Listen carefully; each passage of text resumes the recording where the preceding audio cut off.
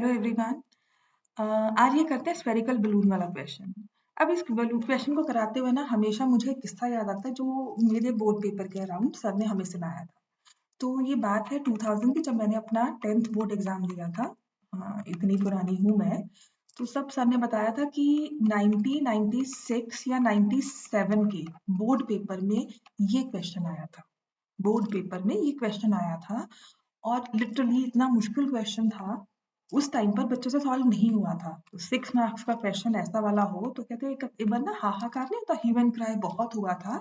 So much of anger against this question, या इतनी discussion थी कि बोर्ड ने ग्रेस मार्क्स दिए थे फॉर दिस क्वेश्चन, बिकॉज ये बहुत डिफिकल्ट क्वेश्चन माना गया था उस टाइम पर। तो हमें तो बोर्ड पेपर में अब ग्रेस मार्क्स मिलने नहीं वाले क्योंकि ये क्वेश्चन एग्जाम्पलर में भी है। तो इस क्वेश्चन को करना कैसे है आज तो वो सीखेंगे। दूसरी चीज, इस क्वेश्चन में और जो हम एप्लीकेशंस का नॉर्मली क्वेश्चन करते हैं उनमें फर्क क्या है वो देखेंगे। तो जब तो जो भी आपने अपने एप्लीकेशंस के क्वेश्चन एक्स्ट्रा जो भी हमने बुक में से, एग्जाम्पलर में से, किसी भी एक्स्ट्रा बुक से किए हैं, उन सब में जब भी हमने किसी चीज को ऑब्जर्व किया है, किसी भी पॉइंट पर एंगल ऑफ एलिवेशन बना है या किसी भी पॉइंट पर एंगल ऑफ डिप्रेशन बना है, तो उसने हमेशा उस ऑब्जेक्ट को ना एज अ पॉइंट ट्रीट किया है। ठीक है ना, एरोप्लेन को देख रहे हैं, बलून को देख रहे हैं, माउंटेन की टॉप को देख रहे हैं, कार आती हुई देख रहे हैं, है ना। तो हमेशा हमने उस ऑब्जेक्ट को, शिप को देखा है, तो हमने शिप को एज अ 3D फिगर बनाकर नहीं, एज अ पॉइंट स्टडी किया है। तो यहाँ पर जो पहली लाइन है ना, transparent spherical balloon subtends angle alpha at the eye of an observer, तो इसने ना इस ऑब्जेक्ट को as a 3D object treat किया है कि बलून को एज अ बलून देख रहा है, एज अ पॉइंट नहीं देखा। If you understand that, if you look at a balloon, you'll say, oh, how big it is, how much of air it is, इतना broad है, इतना बड़ा है, ठीक है ना। तो उस हिसाब से इसने देखा कि एक बलून है that is subtending an angle alpha at the eye of an observer. ठीक है, तो ये एंगल अल्फा है, तो मैंने इसको लिया ए। लेट मी से दिस इज ह्यूमन आई, तो इसको ई ले लिया और ये पॉइंट बी ले लिया। तो मेरे पास एंगल ए ई बी किसके इक्वल आ गया, ये आ गया अल्फा के इक्वल। बिल्कुल सही बात है। अब उसके बाद उसकी रेडियस भी दी हुई है। चलो इस बलून की हमें रेडियस पता है ना। तो ये उसका सेंटर है। देखो नेक्स्ट लाइन क्या बोलती है, angle of elevation of its centre is beta. इसी पॉइंट से हमने सेंटर को देखा, तो जो एंगल ऑफ एलिवेशन बना दैट इज बीटा। अच्छा, कुछ पॉइंट्स यहाँ पे नोट करने वाले भी हैं, ठीक है ना। अब देखो एंगल ऑफ, ये मैं अगर पॉइंट लेती हूँ, लेट मी से सी ले लिया, तो जो ये एंगल है दैट इज बीटा। तो मैं नाम लिख देती हूँ, angle O E C, O E C is beta. ठीक है, तो ये जरूरी नहीं है जो परपेंडिकुलर लाइन है ये बी से पास होती हुई जाए। कभी कभी आपकी फिगर ऐसी बन सकती है कि आपको लगे कि बी से पास हो रही है, जरूरी नहीं है। कर भी रहे हो तो they are not collinear points, they need not be collinear points O B C. There are times जब फिगर ड्रॉ ऐसी हो जाती है कि O B C collinear points लगते हैं, वो जरूरी नहीं है, होने भी नहीं चाहिए, उसके बिना ही ये क्वेश्चन सॉल्व। तो हमें दो चीजें दी हुई हैं कि बलून को हमने एज अ बलून देखा, तो we saw it as a spherical balloon, तो एंगल बना alpha of the balloon, and of the center which is a point, angle of elevation is beta। ये बस एक क्वेश्चन है, अगर आप इतना समझ लेते हो।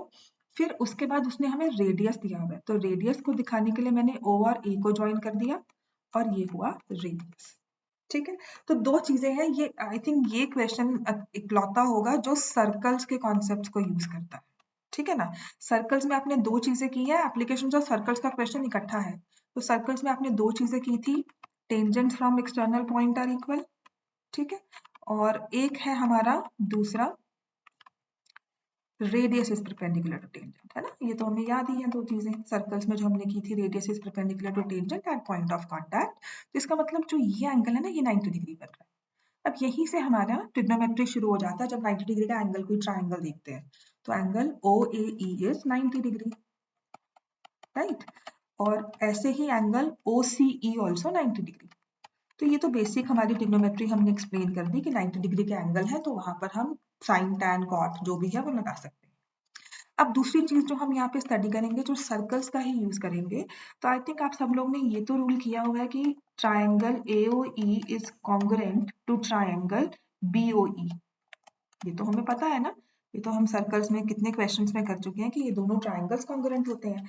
आप एसएसएस रूल भी लगा सकते हो, आप आरएचएस भी लगा सकते हो, आप एसएएस भी लगा सकते हो। ठीक है ना। तो ये दो ट्राइंगल्स कॉन्ग्रुएंट है। आई डोंट थिंक मुझे इसको इलैबोरेट करने की जरूरत है।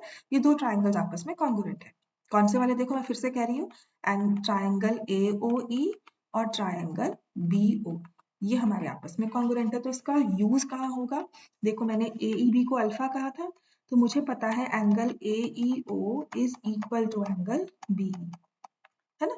ये दो एंगल्स जो बने, देखो ध्यान से देखना, ये एंगल और ये एंगल, ये भी आपस में इक्वल हुए, तो आधे अल्फा बाई टू, बस इतना ही कि ये दोनों एंगल किसके इक्वल हो गए? Alpha by to.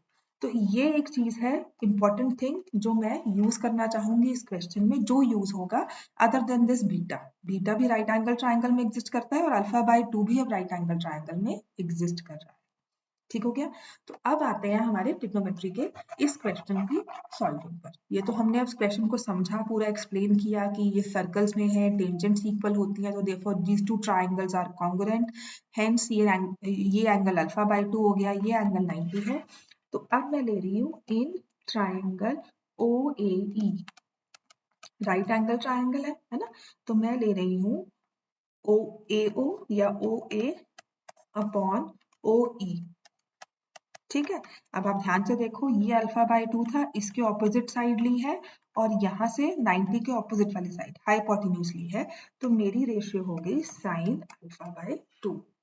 OA को लिया R, OE हमें नहीं पता, तो ये आ गया साइन अल्फा बाई टू।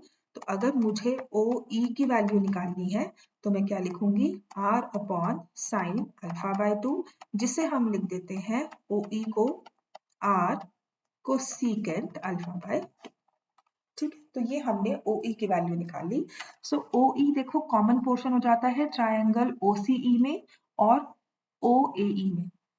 ठीक है ना। तो OE की वैल्यू क्यों निकाले? बिकॉज मैं इसको फर्दर यूज करने वाली हूँ फॉर माई ट्रायंगल OCE। तो मैं इस चीज को इरेज कर रही हूँ, बस OE की वैल्यू याद रखूंगी। अब मैं लूंगी इन ट्रायंगल OCE। ठीक है ना, OCE लिया, तो मैंने लेना है OC upon OE is equal to, देखो OC और OE। ठीक है, ये बीटा एंगल था, बीटा के ऑपोजिट साइड बीटा का हाइपोटेन्यूज, तो ये फिर से मेरे पास आ जाएगा साइन बीटा। तो OC की वैल्यू तो मुझे निकालनी है, because height above the eye level देगा ना। अब यही निकालना होता है, राइट। अप्रोप्रिएट फिगर हमने ड्रॉ कर दी। Distance of centre of spherical balloon from the eye of observer, तो वो हमारे पास आ गया। सेकंड पार्ट का आंसर ये है, distance of the centre from the eye of observer, वो हमने निकाल लिया। What is the height of centre from the ground, वो हम निकाल रहे हैं, OC अपॉन OE। OE आपने निकाला हुआ है R cosecant alpha by two is equal to sine beta.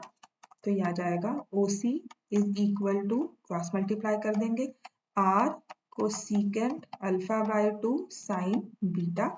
ये इसका फॉर्मूला होता है। This is height of the centre of the balloon from the ground, तो ये आंसर है। सेकंड पार्ट का आंसर ये। ठीक है, इतना समझ लो। इसके बाद मैं आपको बी पार्ट समझाऊंगी, जो एक्चुअल क्वेश्चन है, which is the easiest one. थोड़ा नंबर्स के साथ सॉल्व करना आसान हो जाता है, बट ये हमारे पास फाइनल आंसर आता है कि height of the balloon above the ground level is R cosecant alpha by two sine beta. हमारा जो आई ऑफ द ऑब्जर्वर पे एंगल बनता है, उसको हमने हाफ करना होता है, उसके साथ कोसेकेंट रेशियो, और जो सेंटर का एंगल बनता है फ्रॉम द आई, उसको पूरा लेना है साइन बीटा। चलो, होपफुली आपको ये क्वेश्चन इतना तक तो समझ में आया होगा। अब इसके थर्ड के बी पार्ट को सॉल्व करते हैं, जो कि थोड़ा सा इसमें डिफरेंट करके हमें दे दिया, थोड़ा डिफरेंट करके नंबर्स के साथ, पर हाँ बिल्कुल सेम जैसा हमने बनाया वैसा नहीं है, कुछ अलग दे दिया। अब अलग कैसे दिया है कि transparent spherical balloon of radius 1.5 subtends 60 at the eye of an observer. तो यहाँ तक तो सेम है कि हमारा बलून है, ठीक है, ट्रांसपेरेंट है, बिल्कुल सही है। इसकी रेडियस हमें दी हुई है, बिल्कुल सही है। और कहा है कि सबटेंड 60 डिग्री। 60 डिग्री देने का मतलब थोड़ा सा ना इजी हो जाता है कि चलो 60 डिग्री का एंगल बन रहा है। और फिर उसने कहा ना कि जो ये एंगल हमारा दिया जा रहा है ना, जो आई ऑफ द ऑब्जर्वर है, वो 3 मीटर्स अबव ग्राउंड लेवल है। हाइट जो दी है ना आई की, अब वो आई जो है वो ग्राउंड लेवल पे नहीं है। The point of observation is not on the ground level, but at a point which is 3 metres above ground level. ठीक है, तो कुछ इस तरह से इसको हम ड्रॉ कर लेते हैं।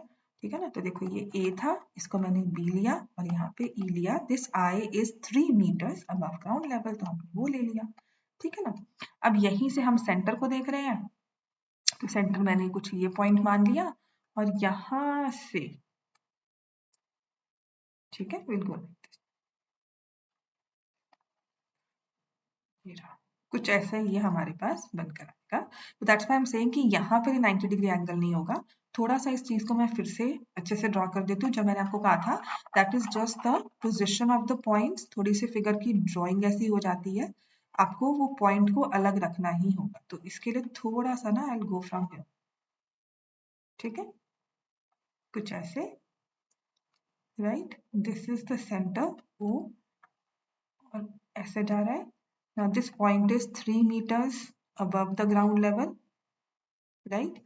यहाँ से आपने देखा observation point and this will be angle, ये हमारा एंगल बनेगा।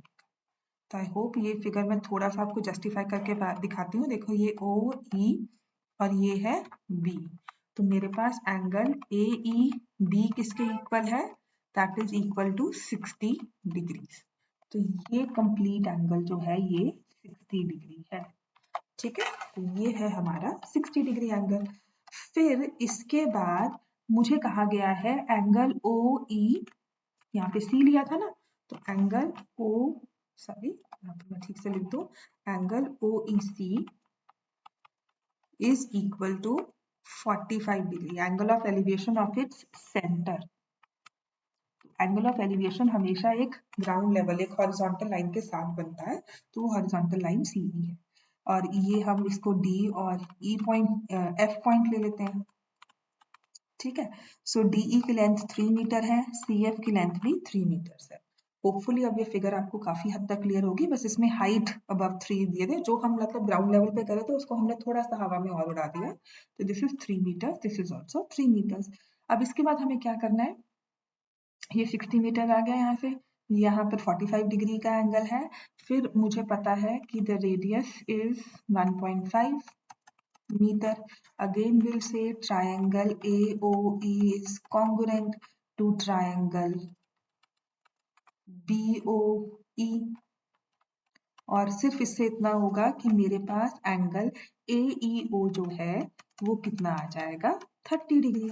अब फिर हम लेंगे इन ट्रायंगल, 90 डिग्री एंगल है ना ये, in triangle OAE, OA upon OE is equal to OA upon OE is equal to sin 30 degree.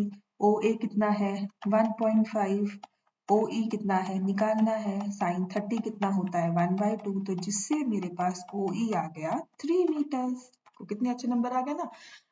Obviously numbers में काम करना थोड़ा आसान होता है, समझना भी आसान होता है। तो OE की लेंथ आ गई 3 मीटर्स। अब इसी 3 मीटर्स को हम यूज करेंगे इन राइट ट्रायंगल OCE, जिसमें हम लिखेंगे OC upon OE is equal to, देखो OC अपॉन OE, ये भी क्या बन रहा है, साइन रेशियो साइन 45। OC आपने निकालना है, OE हमारे पास कितना है as 3 which is fine, sine 45 होता है 1/√2, तो जिससे मेरे पास OC आ जाएगा 3/√2 मीटर्स। ठीक है, तो अब मुझे हाइट पता लग गई from the eye of an observer, that is like you know OC की हाइट आ गई, लेकिन उसने कहा है हाइट फ्रॉम द ग्राउंड निकालना है, तो ग्राउंड निकालने के लिए मुझे 3 मीटर अलग से ऐड करना पड़ेगा। So height from ground, centre की हाइट फ्रॉम ग्राउंड के लिए आप क्या करोगे, 3/√2 plus 3, this is my final answer. तो मैं इसमें क्या करूंगी, 3 प्लस 3√2 अपॉन √2 ले लेंगे। ठीक है, रैशनलाइज करना है तो इसको हम ऐसे लिख सकते हैं कि 3 कॉमन लिया, √2 plus 1 into √2 by 2 metres. This is the height of the balloon of the center of the spherical balloon from the ground level. This is the height, मतलब ये है हमारे पास basically OF, ये जो आया ना ये हमारे पास है OF, राइट। तो height of the balloon from the ground level हमें OF निकालना था। होपफुली आपको ये क्वेश्चन समझ में आया होगा। नहीं आया तो please do let me know. I try to explain it in a better way, but जरूर करके जाना क्वेश्चन। अगर बोर्ड कॉम्पिटेंसी में केस स्टडी में ऐसा कुछ डालता है तो हमारे पास ये एक्सक्यूज ना हो कि नहीं आता, हमें आता है ये क्वेश्चन। Thank you.